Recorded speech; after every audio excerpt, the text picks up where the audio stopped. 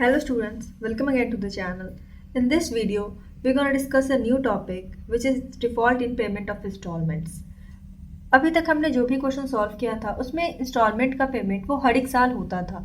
अब हम लोग उस टाइप के क्वेश्चन को देखेंगे आगे जहाँ पे कि इंस्टॉलमेंट पूरी तरीके से पे नहीं होते हैं। अगर 3 साल का इंस्टॉलमेंट है तो या तो वो 1 साल पे हुआ होगा, परचेजर ने किया है, और बाकी के 2 सालों में उसने नहीं किया है। तो डिफ़ॉल्ट ऑफ पेमेंट का मतलब क्या हुआ कि जहाँ पे परचेज़र पे नहीं करता इंस्टॉलमेंट को, जो शेड्यूल टाइम उसे दिया गया उस टाइम में अगर परचेज़र पेमेंट नहीं करेगा इंस्टॉलमेंट को, तो उसको हम लोग कहते हैं default in payment of instalment, कि डिफ़ॉल्ट हुआ है पेमेंट में। अब इस सिचुएशन में होगा क्या? तो इस सिचुएशन में ये सबसे पहले हमें एक देखना होता है स्टैट्यूटरी प्रपोर्शन के बारे में। अब ये स्टैट्यूटरी प्रपोर्शन होता क्या है? तो हायर परचेज प्राइस हमें पता है कि हमेशा क्या होता है, हायर होता है कैश प्राइस से। तो यहाँ पे हायर परचेज प्राइस से देखा जाता है कि जो स्टैट्यूटरी प्रपोर्शन अगर डाउन पेमेंट हुआ है, अगर जो भी इंस्टॉलमेंट पे किया है परचेजर ने, तो क्या वो पोर्शन स्टैट्यूटरी प्रपोर्शन से ज़्यादा है या कम है। तभी क्या होगा, तभी यहाँ पे जो रिपोजिशन का जो प्रोसेस है वो होगा। अब अगर हमने पहले भी डिस्कस किया, हमें पता है कि जो ओनरशिप वो होता है वो हमेशा हायर परचेज सिस्टम में जो ओनरशिप ऑफ एसेट मशीन का जो होता है, या कोई भी किसी भी तरीका का प्लांट था या ट्रक्स था, मोटर कार, ये भी जो टाइप के एसेट्स थे, वो उसका ओनरशिप किसके पास हुआ करता था? ओनरशिप हायर वेंडर के पास, सेलर के पास ही रहता था। और क्या है, जब वो लास्ट इंस्टॉलमेंट देता था परचेजर, तभी उसे ओनरशिप मिलती थी। तो यहाँ पे अगर क्या करता है कि परचेजर इंस्टॉलमेंट पूरा नहीं देता है जो भी शेड्यूल टाइम पे, तो डिफ़ॉल्ट हुआ है पेमेंट में, तो क्या सेलर के पास ये राइट बनता है कि वो अपना जो एसेट उसने दिया है हायर परचेज प्राइस सिस्टम के अनुसार वो वापस ले सकता है? तो उसके पास ये राइट है। ये हमें पता है कि कभी भी ओनरशिप हमेशा तो वेंडर के पास है। अगर डिफ़ॉल्ट पेमेंट में हुआ है और उसके पास राइट भी है कि वो वापस लेके जा सकता है, रिटर्न करवा सकता है अपना एसेट को परचेजर के पास से। तो यही जो प्रोसेस है उसे हम लोग क्या कहते हैं? रिपोजिशन भी कहते हैं। ठीक है, लेकिन इस चीज़ में सबसे पहला ध्यान रखना होता है स्टैट्यूटरी प्रपोर्शन के बारे में, कि ये section 20 hire purchase price act 1972 कहता है कि स्टैट्यूटरी प्रपोर्शन का मतलब क्या बनता है। तो 1/2, जहाँ पे कि हायर परचेज प्राइस क्या हो, कम हो 15,000 रुपया से, और दूसरा क्या है फुलफिलमेंट की 3/4, जहाँ पे कि हायर परचेज प्राइस कम नहीं हो 15,000 से। अगर क्या है 15,000 से कम है तो 1/2 देखना होगा, 3/4 है जहाँ पे कि क्या हायर परचेज प्राइस कम नहीं हो 15,000 से। तो ये दो जो ऑप्शन है वही होना चाहिए, तभी हम लोग क्या कहेंगे कि स्टैट्यूटरी प्रपोर्शन है या नहीं। जहाँ पे कि स्टैट्यूटरी प्रपोर्शन क्या है, अगर कोई भी परचेजर है उसने उतने तक पे किया है, तो क्या प्रोपराइटर के पास राइट नहीं होगा, मतलब कि वो लेके नहीं जा पाएगा। अगर उसे लेके जाना है अपने एसेट को वापस, तो क्या कोर्ट से उसे परमिशन लेनी पड़ेगी।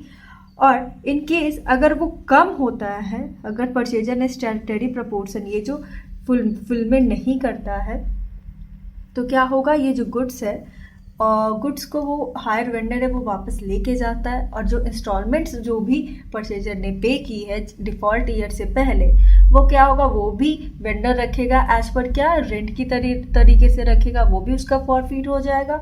और जो एसेट है वो डिफ़ॉल्ट इन पेमेंट हुआ है तो वो वापस भी लेके आ जाएगा। तो यही है, the seller of the goods can take back the goods and he gets the right on such forfeited goods. अब वो उसका राइट होगा क्योंकि ओनरशिप ना होने के कारण सेलर के पास राइट बनता है कि वो जब डिफ़ॉल्ट हो पेमेंट का, जब उसे पैसा ना मिले इंस्टॉलमेंट का किसी भी ईयर में, तो वो उसे वापस लेके जा सकता है एसेट को हायर परचेजर से। तो इसी प्रोसेस को हम लोग क्या कहते हैं? रिपोजिशन ऑफ गुड्स कहते हैं। और हमें इस टॉपिक में यही समझना है कि ये सभी की एंट्रीज हम लोग हायर परचेजर के बुक्स ऑफ अकाउंट में कैसे करेंगे और वेंडर के बुक्स ऑफ अकाउंट में कैसे करेंगे। अभी तक तो हमने जो भी बनाया था उसमें क्या था कि सभी इंस्टॉलमेंट वो पे ऑफ हो जाता था। अब देखना है कि अगर इंस्टॉलमेंट पेमेंट नहीं होता है तो एसेट अगर वापस लेके जाता है तो उसकी एंट्री कैसे होगी, और डिफ़ॉल्ट ईयर में कैसे एंट्री होगी, वो हम लोग आगे देखेंगे। फिर क्या है कि यहाँ पे जो दो पॉसिबिलिटी हो सकता है किसी रिपोजिशन ऑफ गुड्स में, रिटर्न ऑफ गुड्स में। फर्स्टली है फुल रिपोजिशन, जहाँ पे कि वेंडर पोजीशन करता है सब जो भी एसेट है सब पूरे पार्ट में, और पार्शियल रिपोजिशन में होता है कि when vendor take back the partial position of the asset. जहां वो फुल रिपोजिशन का मतलब है कि अगर हायर वेंडर ने परचेजर को जो भी एसेट दिया है यूज करने के लिए, अभी तो ओनरशिप उसे नहीं दी है, तो वो वापस लेके जब पूरा एसेट को लेके जाएगा तो उसे फुल रिपोजिशन कहेंगे, और उसके कुछ पोर्शन को कुछ पार्ट्स को वो लेके जाएगा तो उसे क्या हम लोग कहेंगे, पार्शियल रिपोजिशन कहेंगे। तो ये था हमारा क्या, ये जो दो पॉसिबिलिटीज और रिपोजिशन ऑफ गुड्स या एसेट्स में होते हैं। उसके बाद हम लोग देखेंगे कि इंट्रीज कैसे होती है। अब तो हमारे ये जो भी थ्योरेटिकल एस्पेक्ट था कि ये फुल रिपोजिशन क्या है, पार्शियल क्या है और डिफॉल्टेड पेमेंट होता है क्या है, फिर हम लोग देखते हैं कि in the books of hire purchaser ये फुल रिपोजिशन या तो कंप्लीट रिपोजिशन का प्रोसेस है, वो कैसे हम लोग नोट डाउन करेंगे। तो सबसे पहले हम लोग क्या बनाते थे, हायर परचेज सिस्टम में सबसे पहले जो भी एंट्रीज करनी होती थी जर्नल एंट्री से रिलेटेड करनी होती थी। तो हम लोग in the books of hire purchaser अगर यहाँ पे जर्नल एंट्री करेंगे तो किस तरीके से चेंजेस लाएंगे।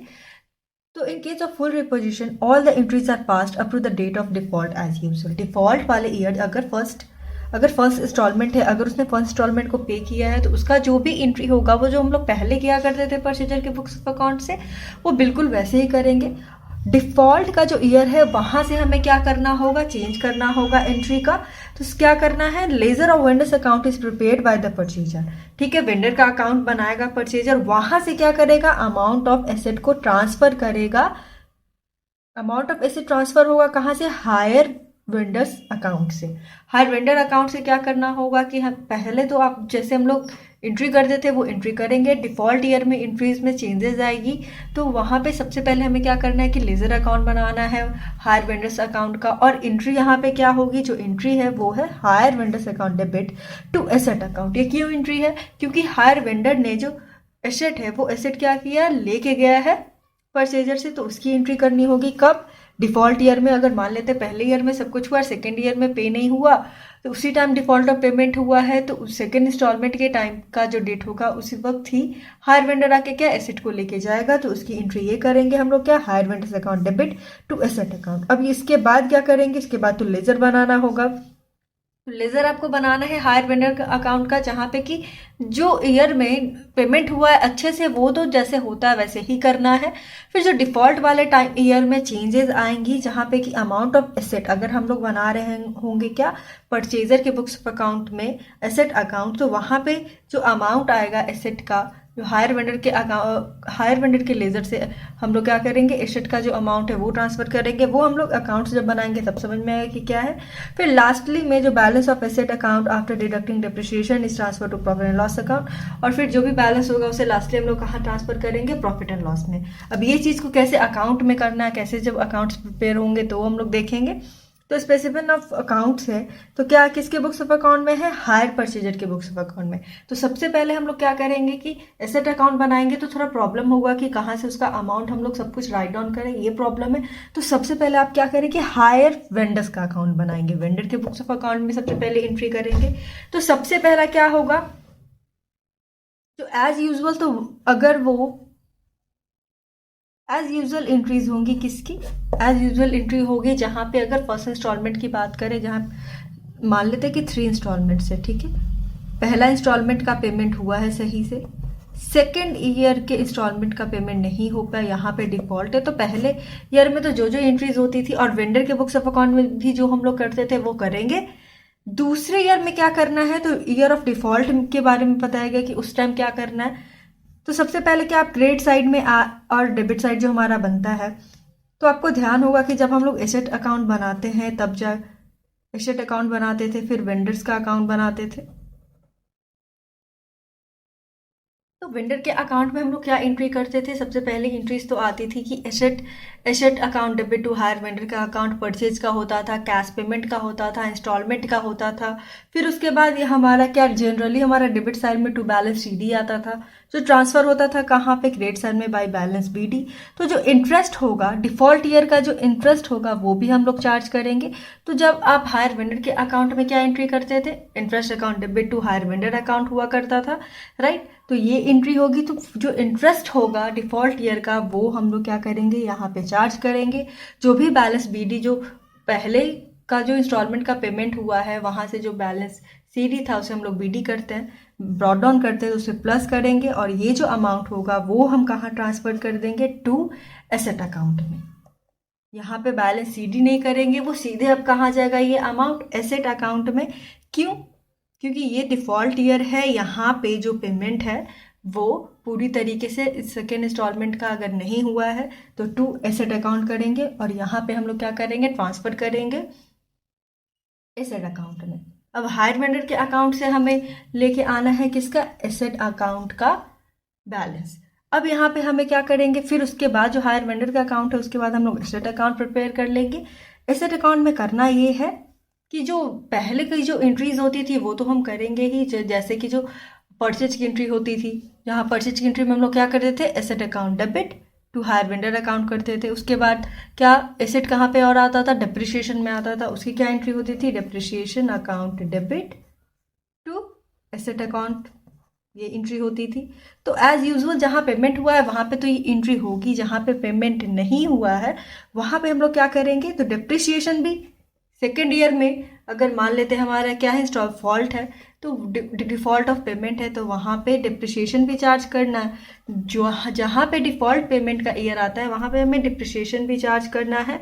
फिर ये जो एसेट अकाउंट हमने क्या किया, ये जो अमाउंट बचता है उसे कहाँ ट्रांसफ़र करना था, वेंडर के अकाउंट में, एसेट में। तो यहाँ से हम लोग क्या करेंगे, इस अमाउंट को एसेट अकाउंट में ट्रांसफ़र करेंगे तो क्या से आएगा, बाय हायर वेंडर्स अकाउंट, क्योंकि हम लोग हायर वेंडर के अकाउंट से ये एसेट का अमाउंट ले रहे हैं इसीलिए यहाँ पे आ जाएगा हमारा क्या, बाय हायर वेंडर्स अकाउंट। फिर क्या, फिर जो भी यहाँ पे एडजस्टमेंट होंगे, अगर प्रॉफिट होगा लॉस होगा वो कहाँ ट्रांसफ़र होगा, प्रॉफिट एंड लॉस अकाउंट में। जो भी बैलेंसिंग फिगर होंगे बैलेंस BD से करके, जो डिप्रिशिएशन का अमाउंट हटा के और हायर वेंडर्स के अकाउंट से जो एसेट का आया है उसको हटा के जो भी अमाउंट बचेगा वो कहाँ आपका ट्रांसफ़र हो जाएगा, प्रॉफिट एंड लॉस अकाउंट में। तो इस टाइप के अकाउंट्स को हम लोग देखेंगे कब, जब हम लोग करेंगे फुल रिपोजिशन, कंप्लीट रिपोजिशन होगा। तो ये जो एंट्रीज है ये ध्यान रखना है, ये डिफ़ॉल्ट ऑफ ईयर है वहाँ पे इसे हमें पास आउट करना होगा लेजर्स प्रिपेयर करके। उसके बाद हम लोग देखें तो हमारा वेंडर का तो हायर परचेजर के बुक्स ऑफ अकाउंट में क्या करना है ये तो समझ में आ गया। अब हायर वेंडर के अकाउंट में क्या करेंगे, तो जहाँ जिस ईयर से पहले डिफ़ॉल्ट नहीं हुआ है अगर इंस्टॉलमेंट पे हुआ है तो उसकी एंट्रीज हम लोग एज यूजुअल करेंगे, ठीक है, वो यूजुअल करेंगे। The seller closes the purchaser's account by passing the following entry, और ये क्या करेगा, यहाँ पे वो अपने बुक्स ऑफ अकाउंट को क्लोज करेगा जो एंट्रीज करके, वो क्या है, repossessed asset account debit to hire purchaser account. क्यों, क्योंकि गुड्स उसने लेके आया है। उसकी एंट्रीज में हमने हायर परचेजर के बुक्स ऑफ अकाउंट में ये एंट्री की थी क्या, कि hire vendor account debit to asset account. यहाँ से क्या है, एसेट लेके गया है वेंडर, तो वेंडर अपने बुक्स ऑफ अकाउंट में क्या एक और एंट्री यहाँ पे करेगा कि repossessed asset account debit to hire purchaser account. किस लिए, being good repossessed due to default in payment हुआ था इसीलिए वो क्या करके लेके आया, अपना एसेट वापस लेके आया। ठीक है, अब एसेट क्या हो गया, रिटर्न हो गया, एसेट तो वो लेके आ गया। अब इस एसेट को क्या करेगा, अगर सेलर का मन है तो वो इसे सेल भी कर सकता है, जो एसेट वो परचेजर से लेके आया है उसे सेल भी कर सकता है। और अगर मान लेते हैं कि जो वो एसेट लेके आया है उससे कुछ बनवाने में उसे एक्सपेंसेस लगेंगे, अगर वो सही से मेंटेन नहीं हुआ होगा या उसे कोई एसेट है उसे बनवाना होगा, अगर कोई मशीन है तो उसकी जो भी रिन्यूअल्स होंगे उसमें रिपेयर्स हो सकते हैं, अगर ये सब चीज़ का काम करवाने के लिए पहले उसे एक्सपेंसेस तो लगेंगे ही। जब वो पूरी तरीके से बन जाएगा एसेट, जो वो कहाँ से, परचेजर के पास से लेके आया है, तो उसे क्या कर सकता है, सेल भी कर सकता है। अगर सेल कर सकता है तो ठीक, ये डिपेंड करेगा किस पे, हायर वेंडर पे, कि जो वो एसेट लेके आया है वो उसे सेल करना है या नहीं। अगर उसे सेल करना है और वो रिपेयर ये सब करके एक्सपेंसेस कर रहा है तो इसकी इंक्रीज भी वो करेगा, क्योंकि उसे एक्सपेंस हुए हैं। तो expenses incurred on the goods repose, जो गुड्स वो रिटर्न होके आया है तो उस पर अगर एक्सपेंसेस हुए हैं तो क्या हम लोग उसकी एंट्री करेंगे हायर वेंडर के बुक्स ऑफ अकाउंट में, repossessed assets account debit to cash या बैंक अकाउंट। दैट मीन्स कि उस एसेट को बनाने में जो भी एक्सपेंसेस आए हैं उसकी एंट्रीज क्या हम लोग कहाँ पे डालेंगे, रिपोजेस्ड एसेट अकाउंट के अकाउंट को डेबिट करेंगे। ठीक है, फिर उसके बाद क्या होगा, अगर वो सेल करता है, अगर सेल नहीं करता है तो कोई बात नहीं है, अगर जो वो एसेट लेके आया है उसे सेल करता है तो in case of sale of repossessed और गुड्स टेकन बैक तो उसकी एंट्री क्या होगी, अगर कोई एसेट को बेच रहा है तो पैसा तो आएगा, किसके पास आएगा? वेंडर के पास आएगा। क्या करके? बेच के सामान को, जो रिपोजिट, जो रिटर्न लेके आया है गुड्स, उसको बेच के, तो उसकी एंट्री हो जाएगी cash a bank account debit to repossessed asset account being repossessed goods sold. Sold कौन कर रहा है? वेंडर, जो लेके आया है कहाँ से एसेट, वापस लेके आया है परचेजर से। तो ये सभी एंट्रीज होगी जो हायर वेंडर्स के अकाउंट में जाएगा, जो कहाँ कब? जब वो डिफॉल्ट ऑफ पेमेंट होगा, जब वो एसेट को लेके आएगा। जब वो एसेट को लेके आएगा उसकी एंट्री क्या है हमारे पास? Repossessed asset account debit to hire purchaser accounts. ये जो जर्नल एंट्री थी, अब क्या होगा? अब हमें लेजर फॉर्म करना होगा। हायर वेंडर के बुक्स ऑफ अकाउंट में किसका लेजर बनता है? हमें पता है कि परचेजर का लेजर बनता है। तो हायर परचेजर का लेजर कैसे फॉर्म होगा? तो ईयर ऑफ डिफॉल्ट के टाइम में ये लेजर कैसे बनता है वो हमें देखना है, क्योंकि अगर पेमेंट सही तरीके से हुआ है तो जो पहले का जो हम लोग करते थे एंट्रीज, वो एज यूजुअल वही रहेगा। डिफॉल्ट के ईयर में क्या एंट्री जाएगी वो हम लोग करेंगे। तो टू बैलेंस बीडी आता है, यहाँ से जो भी पहले का जो अमाउंट होगा, जो एज यूजुअल बना होगा, जहाँ पे क्या इंस्टॉलमेंट पे हुआ है, तो वहाँ से जो अमाउंट आएगा तो वो टू बैलेंस बीडी हो जाएगा। इस किस साइड में होता था? डेबिट्स में। जैसे एज यूजुअल हम लोग बनाते थे वैसे ही ये अमाउंट आया है। उसके बाद इंटरेस्ट अगर वो चार्ज करेगा, हायर वेंडर किसे चार्ज करता है? परचेजर को। तो जिस साल में डिफॉल्ट है उस साल में क्या इंटरेस्ट के ड्यू हायर परचेजर के बुक्स ऑफ अकाउंट में और वेंडर के बुक्स ऑफ अकाउंट में चार्ज की एंट्री होगी ही होगी। बाकी ये जो बैलेंस आएगा वो कहाँ ट्रांसफर हो जाएगा? रिपोजेस्ड एसेट अकाउंट में। जो हम लोग बैलेंस सीडीबीडी करते थे वहाँ अब कहाँ जाएगा? या तो एसेट अकाउंट में हायर परचेजर के, और यहाँ पे कहाँ? बाय रिपोजेस्ड एसेट अकाउंट में जाएगा। फिर हमें लास्टली क्या बनाना होगा? एक छोटा सा बुक्स ऑफ अकाउंट में हायर वेंडर के रिपोजेस्ड एसेट के बारे में बताना होगा, जहाँ पे क्या कि वो हायर परचेजर से लेके आया है, फिर एक्सपेंसेस लगा है उसको बनवाने में, और क्या उसके बाद उसकी सेल वैल्यू क्या होगी, उसे बेचा जाएगा तो क्या होगा। इस अकाउंट को ओपन करने के लिए आपके पास क्या आएगा? ये डेबिट साइड है हमारा, क्रेडिट। डेबिट में आएगा हायर परचेजर अकाउंट्स। कहाँ से?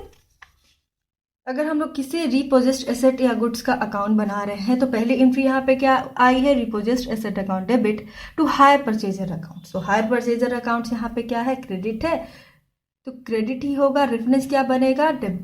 रिपोजिस्ड एसेट का, इसलिए यहाँ पे ये डेबिट साइड में आया है टू हायर परचेजर अकाउंट्स।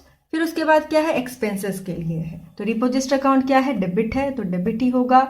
और क्या है? इसका डिफरेंस क्रेडिट वाला आया है, इसीलिए यहाँ पे क्या है? टू कैश या तो बैंक अकाउंट। किसके लिए? एक्सपेंसेस के लिए। फिर क्या है यहाँ पे? सेल के लिए। सेल के लिए क्या एंट्री है? जहाँ पे रिपोजिस्ड एसेट की बात हुई है, रिपोजिस्ड अकाउंट यहाँ क्रेडिट है तो क्रेडिट ही होगा। कहाँ से रेफरेंस लेके जाएगा? डेबिट। क्या है? बाय कैश या तो बैंक अकाउंट। क्या? सेल के लिए। यहाँ पे लॉस ऑन वैल्यूएशन है। लॉस ऑन वैल्यूएशन क्या होता है? लॉस ऑन वैल्यूएशन का मतलब होता है कि मान लेते हैं कि अगर जो एसेट लेके आया है, रिटर्न जो एसेट है उसकी वैल्यूएशन देखनी होगी कि अगर मान लेते 50,000 रुपीज है और जो रिटर्न का बैलेंस बचता है डिप्रिशिएशन के बाद जो बैलेंस बचता है वो सिर्फ 20,000 रुपीज ही बचता है। एसेट को आया है जिसको हम लोग देखें तो वैल्यूएशन उसकी हो रही है कितना, और उसका अमाउंट अगर कम है हमारे पास, डिप्रिशिएशन वैल्यू कम है, तो यहाँ पे क्या हो जाएगा? 30,000 रुपीज का हमें प्रॉफिट हो जाएगा।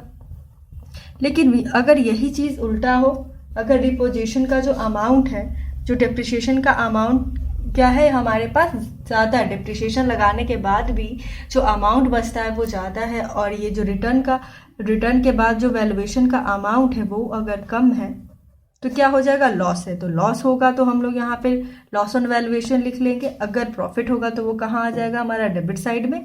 तो बस यही सिंपल सी ये चीज़ है। फिर क्या है? Profit on sale. अगर प्रॉफिट ऑन सेल होगा तो हमारा डेबिट साइड में आ जाएगा, और लॉस होगा तो क्या? क्रेडिट साइड में आएगा। तो यही है रिपोजिस्ड एसेट की बातें। तो अभी अब इस वीडियो में हमने समझा कि फुल रिपोजिशन होता क्या है और डिफॉल्ट ऑफ पेमेंट की जो स्टैट्यूटरी प्रोपोर्शंस है वो होते क्या है। अब आगे के वीडियोस में हम लोग इससे रिलेटेड क्वेश्चन को सॉल्व करेंगे। तो जो अकाउंट्स कैसे फॉर्म हुआ है हायर परचेजर के बुक्स ऑफ अकाउंट में और वेंडर के बुक्स ऑफ अकाउंट में, वो भी हमें समझ में आ जाएगा। सो चैनल पे बने रहें। Thank you for watching the video. Please like share and subscribe the channel also.